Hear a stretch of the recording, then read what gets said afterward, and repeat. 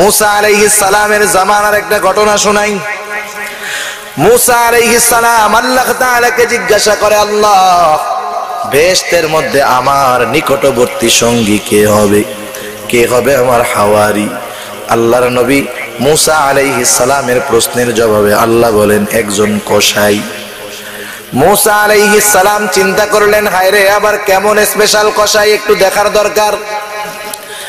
মুসা আলাইহিস সালাম আল্লাহর কাছে বলল, আল্লাহ আমি ওই কসাইটাকে একটু দেখতে চাই। আল্লাহ তাআলা জানায় দিলেন, যাও অমুক বাজারে গিয়া দেখবে একজন কসাই। সকালবেলায় গিয়া মুসা আলাইহিস সালাম লক্ষ্য করা শুরু করলেন, কি করে সে সুন্দর একটা খাসি জবাই দিল।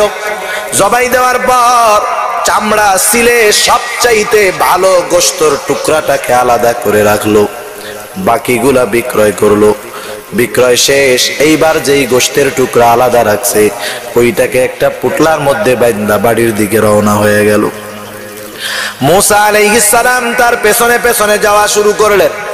কসাইকে যায় বলতেছে, ও কসাই, আমি তো পথ হারায় ফেলছি, আমি একজন মুসাফির, তোমাকে কি আজকে রাতটা তোমার বাড়িতে আমাকে থাকতে দিবা নাকি? কসাই বলে, জি আসেন। এবার মুসা আলাইহিস সালাম তার বাড়িতে যাওয়ার পর কসাই তারে কাছারি ঘরে আলাদা আরেক ঘরে বসায় রাখে, বলে আপনি একটু বসেন, আমি একটু আসতেছি। এবার কসাই অন্যদিকে চলে গেল। মুসা আলাইহিস সালাম খেয়াল করতেছেন যে কসাই কি করে। খেয়াল করলেন, কসাই বাড়িতে গিয়া গোশতগুলা টুকরা টুকরা কইরা সুন্দর মতো রান্না পাতিলার মধ্যে চড়ায়া দিল। রান্না চলতেছে, কসাই ঘরের মধ্যে ঢুকে গেল। একজন বৃদ্ধাকে কোলে করে নিয়া কসাই বাহিরে এসে সুন্দরভাবে পরিষ্কার পরিচ্ছন্ন করে গোসল করায়া নতুন কাপড় পরায়া আবার ঘরের মধ্যে নিয়ে গেল। ইতিমধ্যে রান্না প্রায় শেষ। রান্না শেষ, নিজের হাতে ওই মহিলাকে খাওয়ায়া দিল। খাওয়া দাওয়া শেষ। বৃদ্ধা মহিলা চড়তে পারে না, নড়তেও পারে না, পালকির মধ্যে দোলনার মধ্যে বসা। খাওয়া দাওয়া শেষ। এইবার ওই মহিলা সন্তানটাকে কাছে ডাকলো, ডাইকা কানের মধ্যে জানি কি বলল। মুসা আলাইহিস সালাম শুনতে পারলেন না। ওইবার কসাই ফিরে আসলো। মুসা আলাইহিস সালামের কাছে আইসা ওজর খাহি করতেছে যে, রাগ হইয়েন না, আমার বৃদ্ধ মা, আমি আমার মায়ের যাবতীয় হাজত পূরণ করলাম, খানা খাওয়াইলাম, এই জন্য আমার দেরি হইছে, কষ্ট নিয়েন না। মুসা আলাইহিস সালাম ব্যাপারটা তো বুঝতে পারছে কি জন্য আমার সঙ্গী হবে। মুসা আলাইহিস সালাম এবার কসাইকে বলে, ও কসাই, আমি তো সব কিছু মোটামুটি দেখলাম, কিন্তু সর্বশেষ তোমার মা তোমার কানের মধ্যে জানি কি বললো তা তো শুনি নাই। এবার কসাই বলে, মুস্কি একটা হাসি দিয়া বলে, মা তো সব সময় সন্তানের জন্য বড়টা কামনা করে, ঠিক কিনা বলেন? সন্তানের জন্য সব সময় মা বেশি চায়, বড়টা চায়।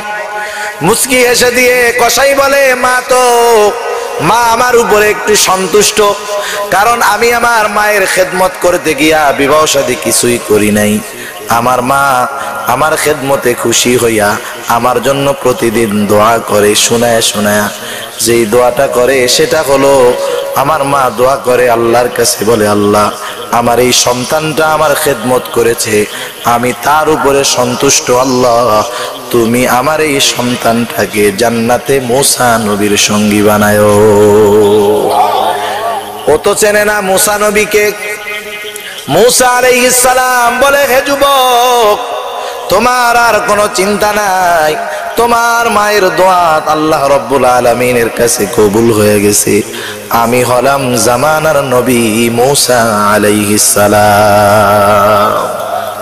আল্লাহ রাব্বুল আলামিন বলেন, ইম্মা ইয়াবলুগান্না ইনদাকাল কিবার আহাদুহুমা আও কিলাহুমা, তোমার নিকটে যদি তোমার মা বাবা উভয়ে অথবা উভয়ের মধ্যে একজন বার্ধক্যে উপনীত হয়। আল্লাহ তাআলা প্রথমে সমানভাবে বলে দিলেন মা বাবার সাথে সদাচরণ করবা, বিশেষভাবে উল্লেখ করলেন বার্ধক্যকালের কথা। কেন? মুফাসসিরিনে কেরাম এই আয়াতের আলোকে বিস্তারিত বর্ণনার মধ্যে বলেন, কারণ মা বাবা যখন দৈহিকভাবে শক্তিশালী থাকে, অর্থনৈতিকভাবে স্বাবলম্বী থাকে, তার মানে তারা যখন সুস্থ থাকে, স্বাবলম্বী থাকে, তখন সন্তান ইচ্ছা করলেও অনেক সময় মা বাবার সাথে খারাপ আচরণ করতে পারে না।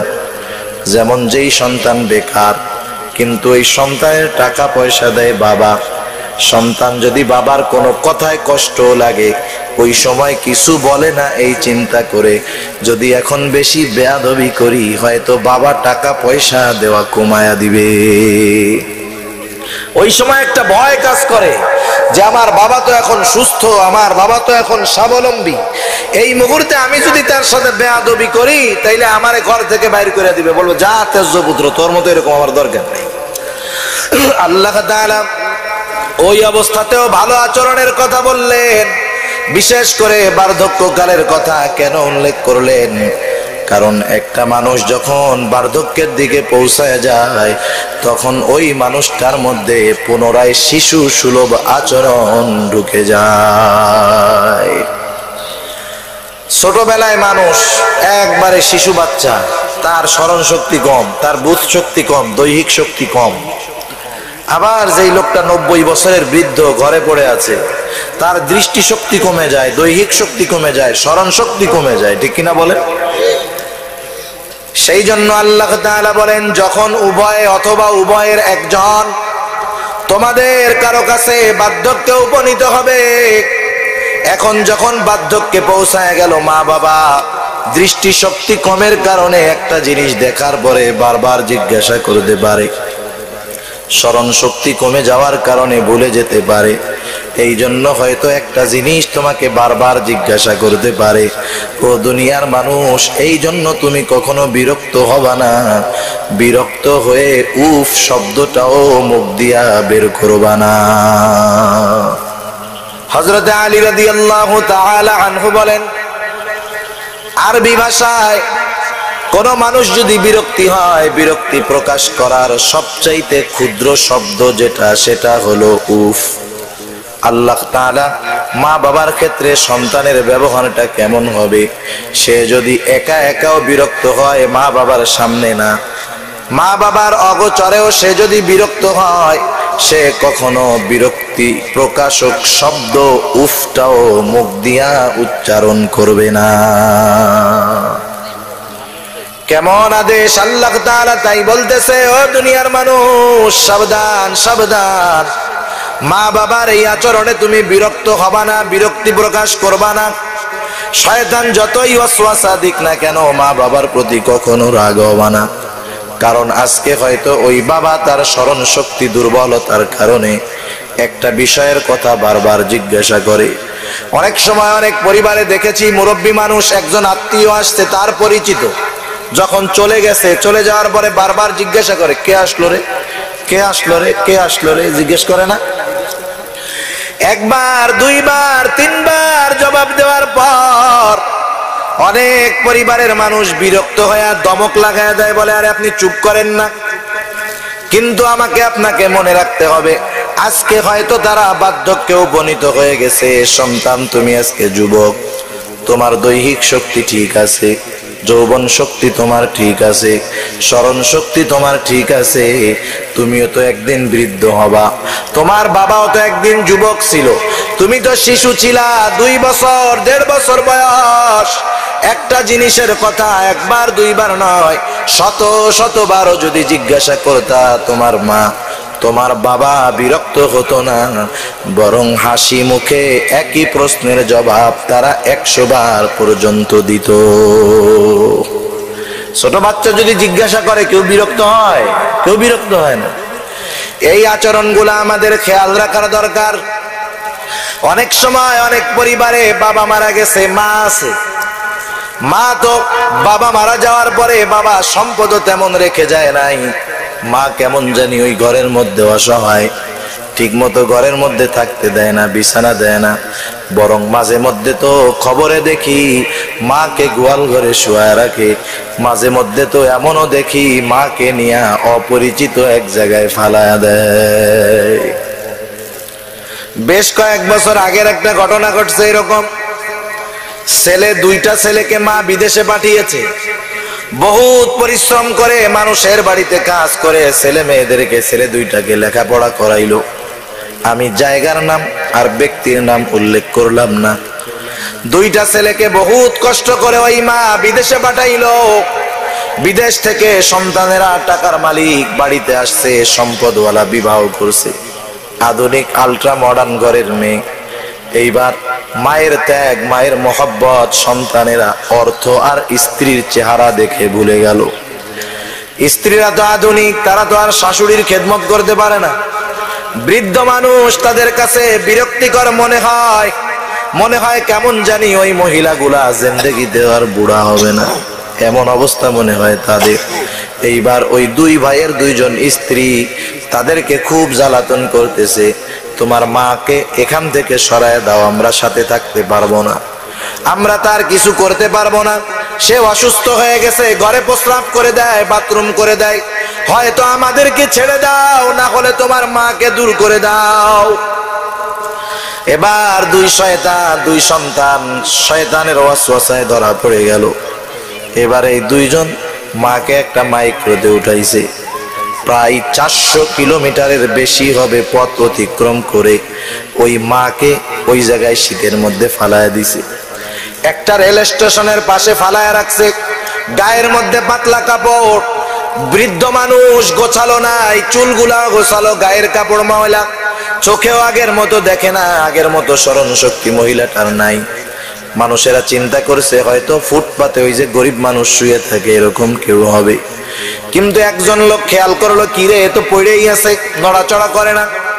সে এক সময় খোঁজ নিয়ে মহিলাকে জিজ্ঞাসা করে, আপনি কে, কোথার থেকে আসছেন? মহিলা তেমন কিছু বলতে পারে না, স্মরণ শক্তি নাই। শুধু সেই মহিলা দুই ছেলের নাম ধরে বলতেছে, আমার ছেলেরা আমাকে রেখে গেছে, বলেছে একটু পরে এসে নিয়ে যাবে। মহিলারা নিয়ে ওরা চিন্তা করতেছে যে অসুস্থ হয়ে যাচ্ছে, হসপিটালে নিয়ে যায়। উনি বলে, না না, আমার ছেলেরা আসবে, আমাকে নিয়ে যাবে, এরপরে আমি যাব। দীর্ঘ সময় পর যখন সন্তানেরা আসে না, ওনাকে হসপিটালে নিয়ে যাওয়া হলো, খোঁজ খবর নাই, খোঁজ খবর পাওয়া যায় না। এই বৃদ্ধাশ্রমে সেই মহিলাকে একজন লোক সব খরচ দিয়া রাখছে। হয়তো মহিলা আছে না বেঁচে গেছে আল্লাহ ভালো জানে, বেঁচে আছে আল্লাহ ভালো জানে। কিন্তু কি হলো, এই মা বিবাহের পরপর দুইটা সন্তান রেখে তার স্বামী মারা গেল। এই মহিলা এত কষ্ট করে সন্তানগুলাকে লালন পালন করলো, ইচ্ছা করলে আর একটা স্বামীর সাথে বিবাহ বসতে পারতো, কিন্তু সন্তানের দিকে তাকায়া নিজের স্বাদ, নিজের যৌবনকে আলাদা করে দিল, ত্যাগ করলো। সব কিছুর বিনিময় সন্তানরা যখন টাকার মালিক, এত বড় বিল্ডিং এ সবার জায়গা হয়, কিন্তু যেই মার এত প্রতিদান তার জায়গা হয় না, ঠিক না? অথচ দেখেন এই মায়ের কত ত্যাগ একটা সন্তানের জন্য। যাদের ঘরে স্ত্রী আছে তারা বুঝতে পারবে, একটা মেয়ের পেটে একজন মহিলার গর্ভে যখন সন্তান আসে, এই মহিলার গর্ভে সন্তান আসার পর ওই মহিলার খাওয়া দাওয়া আগের মতো হয় না, অসুস্থ, বমি হয়। 10টা মাস পেটের মধ্যে রাখে, কত কষ্ট, ঘুম নাই, কত কষ্ট, খাওয়া ঠিক মতো নাই। আবার এই সন্তানটা যখন দুনিয়ায় আসে, এই সন্তানকে দুধ পান করায়, কত মেহনত এই কলিজার টুকরা সন্তানের জন্য। ঠান্ডার মধ্যে নিজে কষ্ট করে, তবুও মাকে কষ্ট দেয় না, ঠিক সন্তানকে কষ্ট দেয় না, ঠিক কিনা বলেন? আবার মা যত ব্যস্ত থাক, কেমন মুহাব্বত আল্লাহ তাআলা মায়ের মধ্যে দিয়ে দেয়, এটা তো চিকিৎসা বিজ্ঞান বলে। একটা সন্তান, দুগ্ধপোষ্য সন্তান যদি 2-3 মাস বয়স যার, এর চাইতে শিশু সন্তান, ওর যখন দুধের ক্ষুধা লেগে যায়, মা যদি 1 মাইল দূরেও থাকে, ওই মা অনুভব করতে পারে যে আমার সন্তানের ক্ষুধা লেগে গেছে। কারণ কি হয় এটা? কারণ ছোট বাচ্চা এক জায়গায় আছে, ও কথা বলতে পারে না, ওর ভাষা তো শুধু কান্না, কান্না ছাড়া আর কোনো ভাষা নাই। এখন এই সন্তান খাবার চাইবে কেমনে? মেডিকেল সায়েন্স আজীব এক তথ্য দেয় যে সন্তানের সাথে মায়ের আন্তরিক কানেকশনটা এরকম, যখন সন্তানের ক্ষুধা লাগে, সন্তান যদি অনেক দূরেও থাকে, মায়ের স্তনের মধ্যে এক ধরনের অনুভূতি আসে, মা বুঝতে পারে আমার সন্তানের খিদা লাগছে। সুবহানাল্লাহ। মায়ের সাথে কেমন কানেকশন সন্তানের, এই মা দুধ পান করায়, কত ত্যাগ রাসূলুল্লাহ সাল্লাল্লাহু আলাইহি ওয়াসাল্লাম জানায় দেন। দুনিয়ার কোন মানুষ তার এই মায়ের দুধের ঋণ শোধ করতে পারবে না। আপনার স্ত্রীর দিকে আপনি নজর দিলে বুঝবেন, আপনার সন্তানকে আপনি কেমন মোহাব্বত করেন এর দ্বারা আপনি বুঝবেন আপনার মা বাবাও এরকম মোহাব্বত আপনাকে করত। কিন্তু আফসোস, ওই মা বাবা আজকে বৃদ্ধ হয়ে যাওয়ার কারণে তাদের সাথে আমরা খারাপ আচরণ করি, অসৎ আচরণ করি, খারাপ ব্যবহার করি। কিন্তু আল্লাহ তাআলা কি বলেন দেখেন, আল্লাহ বলেন ওয়া ইন জাহাদাকা আলা আন তুশরিকা বিমা লাইসা লাকা বিহি ইলম ফালা তুতি'হুমা ওয়া সাহিবহুমা ফিদ দুনিয়া মা'রুফা। আল্লাহ তাআলা সবচাইতে বেশি বেজার হয় তার সাথে কেউ শিরিক করলে, ঠিক না? এখন কেউ যদি সেই শিরিক করতে বলে তার উপরে কি আপনি আমি বেজার হব? বেজার হব না? কেউ যদি আপনারে শিরিক করতে বলে যে আল্লাহর সাথে শিরিক কর, মূর্তি পূজা কর, মাজার পূজা কর, দরগা পূজা কর, আপনি কি তার উপরে খুশি হবেন নাকি? বরং যে যেই কাজের আদেশ করে তার আদেশে যারা ওই অপরাধ করবে ওই অপরাধের সব গুনাহ ওই একজনের জন্য হবে। তার মানে যে করে তার চাইতে আদেশ করে নেওয়ালা আরো বেশি খারাপ, ঠিক কিনা বলেন? আল্লাহ রাব্বুল আলামিন এবার বলেন, শুনে নাও, তোমার মা বাবা যদি তাদের অজ্ঞতার কারণে ওয়া ইন জাহাদাকা আলা আন তুশরিকা বিমা লাইসা লাকা বিহি ইলম, তোমার মা বাবা যদি তাদের অজ্ঞতার কারণে আমি আল্লাহর সাথে শিরিক করার জন্য জোর জবরদস্তি করে, এই মুহূর্তে তুমি কি করবা? কারণ শিরিক তো সবচাইতে বড় জুলুম। ও দুনিয়ার মানুষ, কি করবা? আল্লাহ তাআলা এক নম্বরে বলেন ফালা তুতি'হুমা, মা বাবা যখন এই আদেশ করবে মা বাবার এই আদেশের আনুগত্য করবা না। কারণ দুনিয়ার কোন মাখলুকের এমন আদেশের আনুগত্য করা জায়েজ নাই যেটাতে আল্লাহ বেজার হয়, আল্লাহর নাফরমানি হয়। নবী আমার বলেন লা তাআতা লিমাখলুকিন ফি মাসিয়াতিল খালিক, খালেকের নাফরমানি করে মাখলুকের আনুগত্য করা যাবে না। এই জন্য দুনিয়ার যত বড় নেতা হোক, যত বড় প্রভাবশালী হোক, এমন বিষয়ের আদেশ যদি করে যাতে আল্লাহ বেজার হয়, জীবন দিয়ে দিতে হবে, তবু ওই নেতার আদেশ মানা যাবে না। দ্বিতীয়ত কি করবা? মা বাবা শিরিক করতে কেন বলল? ধমক দিবা, রাগ হবা? আল্লাহ বলেন না না, যত তুমি রাগ হও না কেন সাবধান, দুনিয়ার মধ্যে তুমি ওই মা বাবার সাথে খারাপ আচরণ করতে পারবা না। বরং কি করবা? ওয়াসাহিবহুমা ফিদ দুনিয়া মা'রুফা, ওই মা বাবার সাথেও দুনিয়ার মধ্যে সদাচরণ করতে হবে। সুবহানাল্লাহ বলেন। চিন্তা করেন, মা বাবা যদি অজ্ঞতার কারণে আল্লাহর সাথে শিরিকও করতে বলে, মা বাবার উপরে ধমক দেওয়া যাবে? যাবে না। কিন্তু আমাদের সমাজে আমাদের ভাইয়েরা কোন কারণে মা বাবাকে ধমক দেয়? কিছু মানুষ তো মোবাইল কিনে দেওয়ার জন্য ধমক দেয়, ঠিক কিনা বলেন? আবার আমাদের দেশে একটা দুইটা নয়, খোঁজ নিলে মনে হয় শত শত ঘটনা পাওয়া যাবে। কেউ মোবাইলের জন্য, কেউ মোটর সাইকেলের জন্য বাবাকে হত্যা করে ফেলছে, মাকে হত্যা করে ফেলছে। একবার একটা ছেলে তার বাবাকে হত্যা করে ফেলছে, প্রথম বাবারে মেরে ফেলছে, কেউ জানে না কেমনে মারা হয়েছে। এবার তদন্তের স্বার্থে খুঁজতে খুঁজতে এক সময় জানা গেল এই লোকের ছেলে তার বাবারে হত্যা করছে। এক বাবার এক সন্তান, টাকা পয়সার অভাব নাই, একবারে অভাব নাই, কেন হত্যা করলো? তদন্ত রিমান্ডে খবর পাওয়া গেল ছেলেটা বলতেছে আমার বাবার যদিও অনেক টাকা, কিন্তু আমার বাবা শুধু কৃপণতা করতো। আমার বন্ধুদের মোটর সাইকেল আছে, আমার কোনো মোটর সাইকেল নেই। আমি আমার বাবাকে বারবার বলেছি আব্বা টাকা পয়সার তো অভাব নাই, আমি আপনার একমাত্র সন্তান, আমার একটা হোন্ডা কিনে দেন। আমার বাবা আমাকে মোটর সাইকেল কিনে দেয় নাই। বলেন তো, যখন কোনো বাবার একটা মাত্র সন্তান অভাব নাই, টাকা পয়সার কোনো সমস্যাও নাই।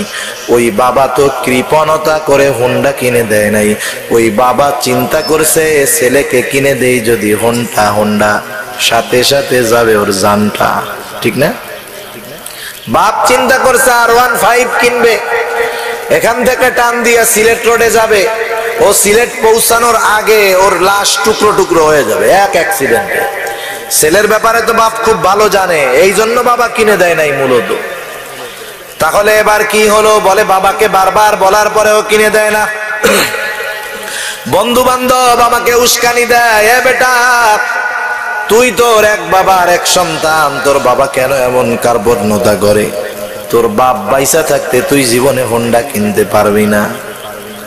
এইবার ওরে শয়তানে তো দিছে ধোঁকা। এবারও বলে আমি চিন্তা করলাম এখন তো যৌবন, এখন তো তারুণ্য, এখন যদি হোন্ডা না পাই বুড়ো বয়সে দিয়া কি করব? বাবা বেঁচে থাকলে হোন্ডা পাবো না, বাবা মারা গেলে সব সম্পদের মালিক আমি হব। এখন আমার দোয়া তো আল্লাহ কবুল করবে না যে আল্লাহ বাপরে মারো মারো, কাজটা আমি চিন্তা করলাম শেষ করে দিই। এবার আমি আমার বাবাকে হত্যা করলাম। হত্যা করার কারণ হলো আমি জানি বাবা মারা যাওয়ার পরে তার সম্পদ দিয়ে আমার ইচ্ছা মিটাতে পারি। চিন্তা করছেননি এখনকার জামানার সন্তান কেমন হোন্ডার জন্য বাবাকে হত্যা করে। আবার মাঝে মধ্যে অনেক জায়গায় দেখি নেশার টাকার জন্য বটি দিয়া মারে জবাই করে ফেলছে, নেশার টাকার জন্য বাবাকে গলায় ছুরি চালায়া দিয়েছে। আর একটা ঘটনা আমার তো জানা, মাদারীপুর একজন মহিলা তার স্বামী নাই, সন্তানগুলাকে খুব ভালোভাবে মানুষ করছে। সন্তান আইসা মার কাছে বলতেছে মা আমার একটা হোন্ডা কিনে দাও। একটা সন্তান, স্বামী দুনিয়ায় নাই, মা চিন্তা করে হোন্ডা কিনলে কি হবে। এবার ছেলেটারে মা হোন্ডা ঠিকই কিনে দিছে, কিন্তু মধ্যে ঘটনা আছে। হোন্ডা কিনে দেওয়ার পর বন্ধুদের আড্ডা, এখানে যায় সেখানে যায়, পড়াশোনা বাদ। একদিন ইয়াবা সহ পুলিশের হাতে ধরা খাইছে। পুলিশের হাতে ধরা খাওয়ার পর মহিলারে খোঁজ দেওয়া হয়েছে, মহিলা মেয়র অফিসে চাকরি করে। ছেলে ধরা খাইছে, এক সন্তান, মার কি মাথা ঠিক আছে নাকি? যদিও সন্তান খারাপ, কিন্তু দুনিয়ার সবচাইতে খারাপ মানুষটাও তার মায়ের কাছে ভালো, ঠিক কিনা বলেন? এবার ওই মা মেয়র সাহেবের কাছে চলে গেল, যা বলে স্যার আমার ছেলেটাকে ইয়াবার কারণে আটক করছে, আমার একটু সুপারিশ করে দেন, আপনি বললে পুলিশ ছেড়ে দিবে। মেয়র সাহেব খুব ভালো মানুষ, বলে ছেলে পড়ে ক্লাস 9-এ, আপনি কেন মোটরসাইকেল কিনে দিলেন? বন্ধু বান্ধবের আড্ডায় গিয়ে তো এরকম খারাপ হইছে। বলে স্যার আমি তো বুঝি কেন কিনে দিয়েছি, কিনতে আমি বাধ্য হয়েছি।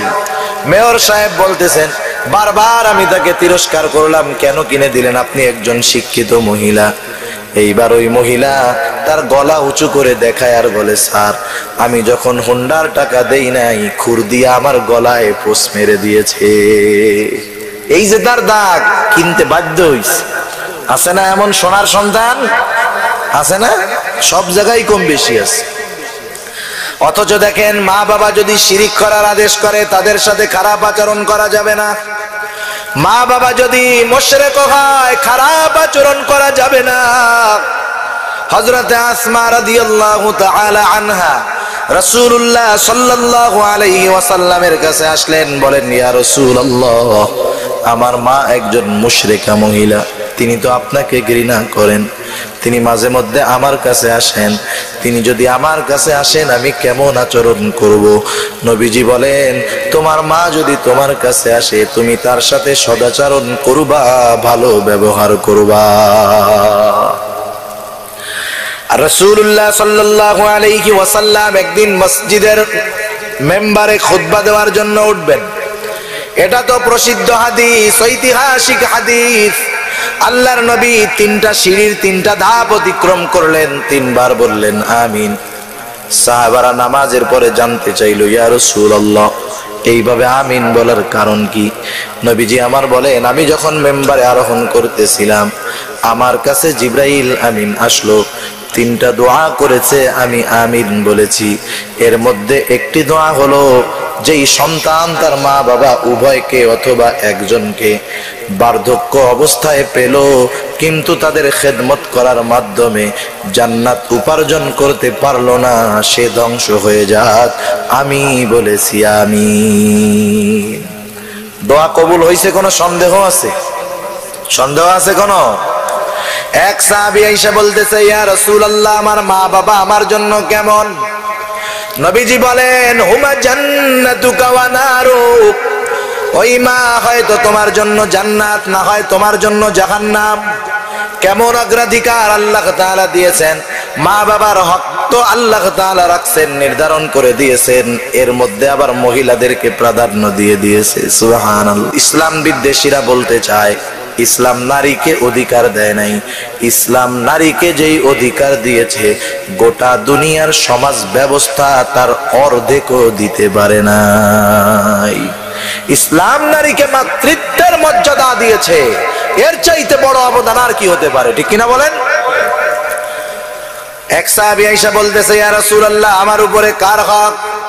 সর্বপ্রথম সবচাইতে বেশি হক কার? রাসূলুল্লাহ সাল্লাল্লাহু আলাইহি ওয়াসাল্লাম বলেন, তোমার মার। এরপরে বলতেছে কার? বলে তোমার মার। এরপরে কার? বলে তোমার মার। এরপরে বলে, ইয়া রাসূলুল্লাহ, কার? বলে তোমার বাবার আর অন্যান্য যারা আছে সবার।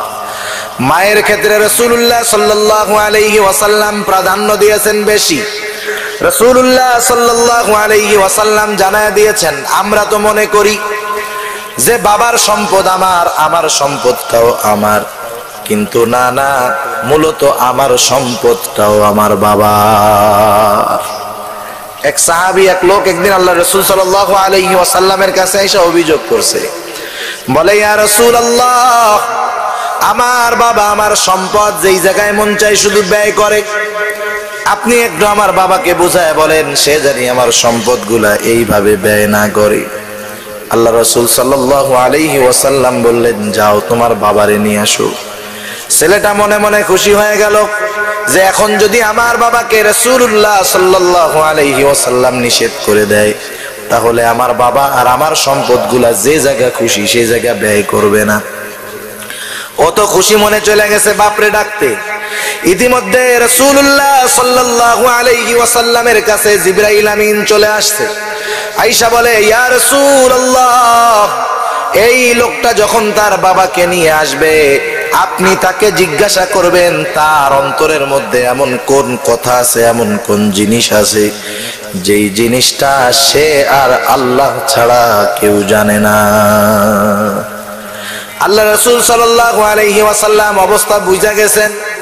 ছেলেটা এবার বাবাকে নিয়ে আসছে। আসার পরে আল্লাহর রাসূল সাল্লাল্লাহু আলাইহি ওয়াসাল্লাম তার বাবাকে নিয়ে একটু পাশে গেলেন, যা বলতেছে, তুমি আমার কাছে সত্য বলবা, তোমার মনের মধ্যে এমন কোন কথা আছে যেই কথা তুমি আর আল্লাহ ছাড়া কেউ জানে না।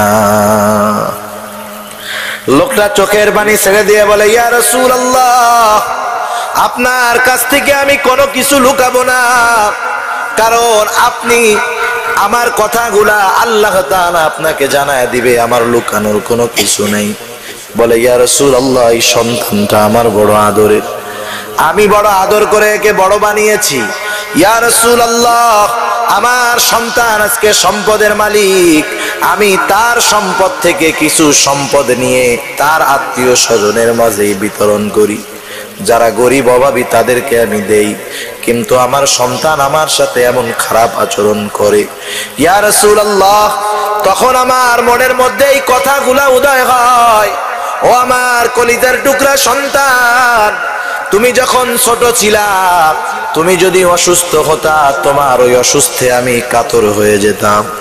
তুমি যখন অসুস্থ হয়ে যাইতা, তুমি অসুস্থ, জ্বর, শুয়ে আছো, তোমার অসুস্থতা আমার ঘুমটাকে কেড়ে নিত।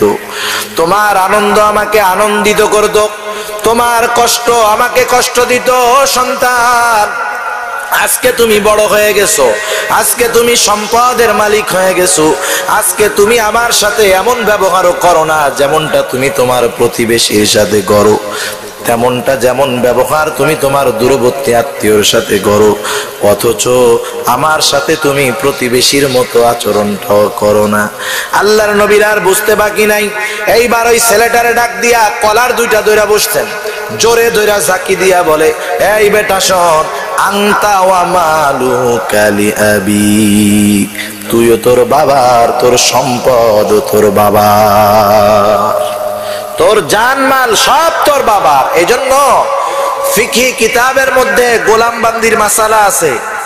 যদি কোনো বাবা গোলাম হয়ে যায় আর কোন সন্তান যদি গোলাম হিসাবে বাপরে কিনে, আজাদ করা লাগে না, অটোমেটিক আজাদ হয়ে যায়।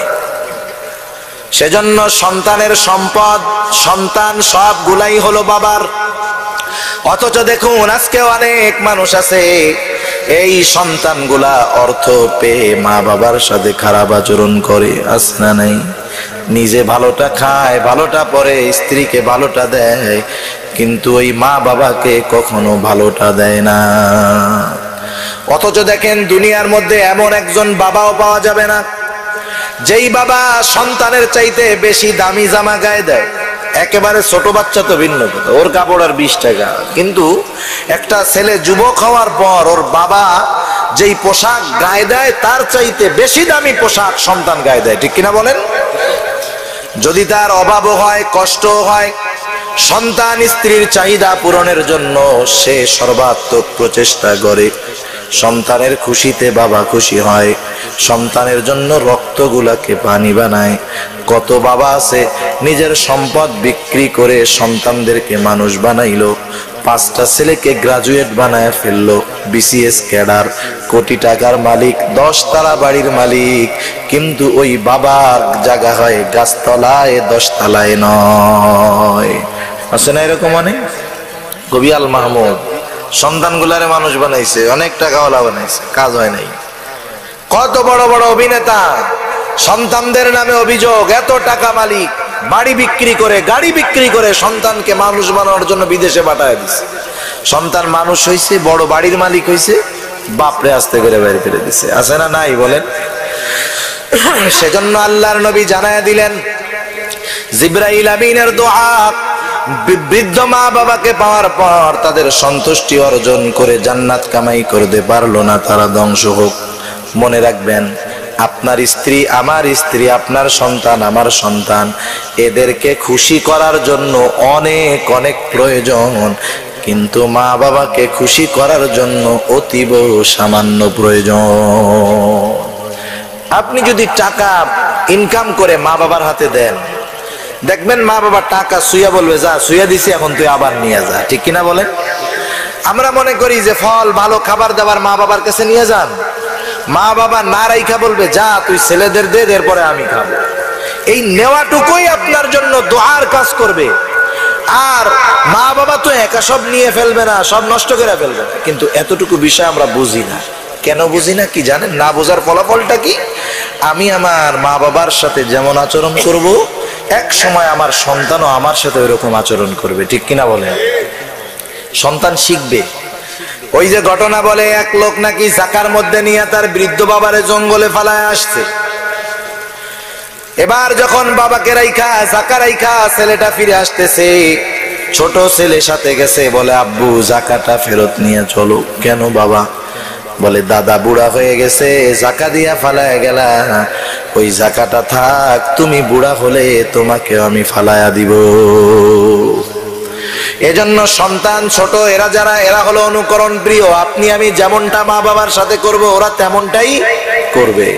সেজন্য কখনো মা বাবার সাথে খারাপ আচরণ করব না, এমন আচরণ করব না, এমন ব্যবহার করব না। শুধু তাই নয়, তাদের আচরণে বিরক্ত হয়ে উফ শব্দটা পর্যন্ত বলবো না। আল্লাহ তাআলা বলেন, ফালা তাকুল লাহুমা উফফিন ওয়ালা তানহারহুমা ওয়া কুল লাহুমা কওলান কারীমা। অনেকে আছে ধমক দেয় মা বাপরে, দেয় কি দেয় না? ধমক দেয়। আমার চেয়ে বেশি বোঝো, আমি যেটা বুঝি তুমি সেটা বুঝবা, বুড়া মানুষ, আদিকালের মানুষ, কি বোঝো তুমি এইগুলা? ধমক দেয় কি দেয় না? যতই বিরক্ত হোক, আল্লাহ তাআলা বলেন, ওয়ালা তানহারহুমা, দমক দিবা না, দমকের সুরে কথা বলবা না। কেমন ভাবে কথা বলবা? তাদের সাথে নরম স্বরে, সম্মানের সাথে, সুন্দরভাবে তাদের সাথে কথা বলবা। আর তোমার আচরণটা তাদের ব্যাপারে কেমন নমনীয় হবে? আল্লাহ বলেন ওয়াখফিদ লাহুমা জানাহাদ যুল্লি মিনার রাহমাহ, তুমি তাদের জন্য তোমার রহমতের বাহুকে প্রসারিত করে দিবা। রহমতের স্থান হলো অন্তর। কোন জায়গায়? অন্তর। কিছু জিনিস প্রদর্শন করা যায়, দেখানো যায়, দেখানোর কথা আল্লাহ বলেন নাই, অন্তর থেকে মুহাব্বতের কথা আল্লাহ তাআলা বলছেন। কারণ দুনিয়ার মধ্যে মা বাবাই সন্তানকে অন্তর থেকে মুহাব্বত করে।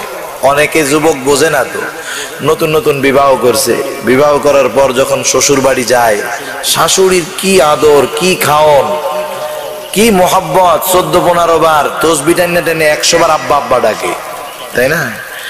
ছেলে চিন্তা করে, হায় রে, আমার মা তো 50 বছর হয়ে গেছে, ওনার বয়স, আমার বয়স 30 বছর, এখন পর্যন্ত 100 বারও মনে হয় আমার আব্বা ডাকে নাই, আমার শাশুড়ি কি আব্বা ডাকা ডাকে। তখন মনে হয় শাশুড়ি ভালো বেশি বাসে। আসলে বিষয়টা ওইটা না, শাশুড়ি ভালোবাসা দেখায়। শাশুড়ি কি করে? ভালোবাসা দেখায়। মনে যতটুকু ভালোবাসা তার চাইতে বেশি দেখায়, কারণ এই দেখানোর মধ্যে স্বার্থ আছে, ঠিক কিনা? কারণ যত বেশি ভালোবাসা দেখাবে, চিন্তা করবে আমার মেয়েটা তত ভালো থাকবে, তত আমার মেয়ের কথা শুনবে। কিন্তু মা বাবা এরা ভালোবাসা দেখাইতে পারে না, কিন্তু হৃদয় ভরা সন্তানের জন্য ভালোবাসা, ঠিক কিনা বলেন? সেজন্য আমার আপনার মা বাবার প্রতি অন্তর থেকে ভালোবাসা হতে হবে। দেখানো ভালোবাসা, লোভের ভালোবাসা, লৌকিকতার ভালোবাসা নয়। কেমন সুন্দরভাবে ভালোবাসবে, যেমন যখন মুরগি একসাথে 10-15-20টা বাচ্চাও দেয়। এই বাচ্চাগুলা যখন ছোট ছোট থাকে, আকাশের মধ্যে যদি চিল ওড়ে, ওই মুরগিটা সংকেত দেওয়ার সাথে সাথে ওই মুরগির 2 বাহুর মধ্যে 20টা বাচ্চা লুকায় যায়, ঠিক না? ছোট ছোট বাচ্চা টিপ দিলেই ফেটে যাবে, কিন্তু 2 পাখা প্রসারিত করে মুরগি কত সুন্দরভাবে 20টা বাচ্চাকে নিজের মধ্যে লুকায় রাখে। কেমন জানি চিল যদি ওকে নিয়ে যায়নি, তবুও জানি চিল তার বাচ্চাগুলাকে না নিতে পারে। এই যে ডানা 2 বাহুর মধ্যে রাখলো, এমন ঘটনা জীবনেও ঘটে নাই যে এক মুরগি চিল আকাশে দেইখা তার বাচ্চাদেরকে 2 ডানার মধ্যে নিছে, সিবনি খাইয়া 2-4টা বাচ্চা মারা গেছে। এরকম ঘটনা কোনোদিন ঘটে নাই। সে এমন নরমের সাথে, মহব্বতের সাথে ওদেরকে রাখে, ওই বাচ্চাগুলা মায়ের ডানার মধ্যে গিয়া নিরাপদ বোধ করে। সুবহানাল্লাহ। আল্লাহ তাআলা বলেন, তোমার মা, তোমার বাবা বার্ধক্যের কারণে অতি দুর্বল, অর্থনৈতিক দুর্বল, মানসিকভাবে দুর্বল, এটা কিন্তু খেয়ালের বিষয়। কারণ অনেক সময় এমন হয়, অনেক মা, অনেক বাবা যদিও সন্তানের জন্য অনেক ত্যাগ, কিন্তু বার্ধক্যে যখন পৌঁছায় যায়, ওই মা, ওই বাবা সন্তানের কাছে তাদের প্রয়োজনীয় অর্থ চাইতে কিন্তু লজ্জা পায়। চিন্তা করে, না জানি না দেয়, না বইলা দেয় নাকি। যারা দেয় তো কন্টিনিউ, তাদের অবস্থা ভিন্ন, কিন্তু যারা চায় না, অনেক মা বাবা কিন্তু এই ভয়ে চায় না, যদি না বইলা দেয়, না বইলা দেয়, একটা টেনশনে থাকে। অনেক সময় নিজের থেকে নিজের প্রয়োজনীয়তার কথা বলে না, নিজের অসুস্থতার কথা বলে না। সেই জন্য দুনিয়ার সন্তানেরা অন্তর থেকে মা বাবাকে ভালোবাসবে, তাদের খোঁজ খবর রাখবে, তাদের প্রয়োজনীয়তা মিটাবে, তাদের যা হাজত যথাযথভাবে পূরণ করার চেষ্টা করবে। এটা দেখানোর জন্য নয়, বরং মা বাবার এই খেদমত হবে অন্তর থেকে। কারণ মা বাবার খেদমত এটা দুনিয়ার মানুষের জন্য সফলতা। অর্থের সমৃদ্ধি চাও, হায়াতের মধ্যে বরকত চাও, বুজুর্গানে দিন বলে তোমার মা বাবার খেদমত বেশি বেশি করো। তোমার স্ত্রী সন্তান যখন তোমার বিপদে ঘুমায় থাকে, মা বাবা আল্লাহকে ডাকে, ঠিক কিনা বলেন? সেজন্য কবি কত সুন্দর কথা বলেন, খেদমতে মা দর পে দর কুন ইখতিয়ার, তাশাবি আজমাল দৌলত বখতিয়ার। আজকে দুনিয়ার সন্তানেরা সম্পদ ব্যয় হবে এই চিন্তা কইরা মা বাবার খেদমত করে না। আর কবি কত সুন্দর কথা বলে, মা বাবার খেদমত কর, সম্পদের মধ্যে বরকত আসবে, সমৃদ্ধি আসবে। আর যদি মা বাবার নাফরমানি করো, রাসূলুল্লাহ সাল্লাল্লাহু আলাইহি ওয়াসাল্লাম জানায় দেন আল্লাহ তাআলা প্রতিটা পাপের শাস্তি দেওয়ার ব্যাপারে বিলম্ব করেন। মৃত্যুর পরে তার শাস্তি হবে, চূড়ান্ত শাস্তি হবে কিয়ামতে। কিন্তু কোন ব্যক্তি যদি মা বাবাকে কষ্ট দেয়, মা বাবার নাফরমানি করে, তার শাস্তি দুনিয়ায় থাকতেই শুরু হয়ে যায়। সেজন্য মা বাবার খেদমত করা যাবে না।